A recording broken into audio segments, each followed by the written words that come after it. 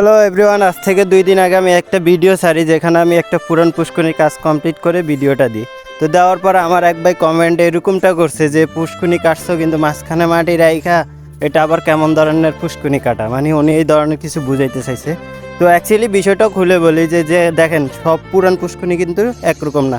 এই যে দেখেন, তারপরেও যথেষ্ট পরিমাণ চেষ্টা করছি ভালো করার। এই যে সোলকগুলা দেখেন, তারপর পাটটা আছে প্রায় 10 ফিট উপরে, আর টপে আছে 12 থেকে 14 ফিট। তো সর্বশেষ কথা হলো যে দেখেন, এই পুষ্করিণীর এতটা অবস্থা খারাপ যে আমি বর্তমানে যেখানে আছি সেখানেও আমার গাড়ির সেনের নিচে গাছ দেওয়া আছে। তো এবার বুঝেন কীভাবে মাঝখানে মাটিগুলো শিফটিং করবো।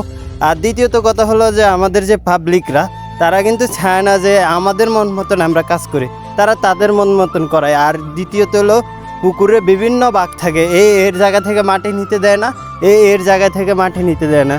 পুরান পুষ্করিণীর ভিতরে এই ভেজালগুলো থাকে বাড়ির ভিতরে, যেটা আমার সাথে এই পুকুরে হয়েছিল। আমি 3 দিন মাথা ব্যথা ছিল প্রচণ্ড, মানুষের যায় মানে এর এখান থেকে 1 বাকেট নিতে দিবে না, ওর এখান থেকে 1 বাকেট নিতে দিবে না।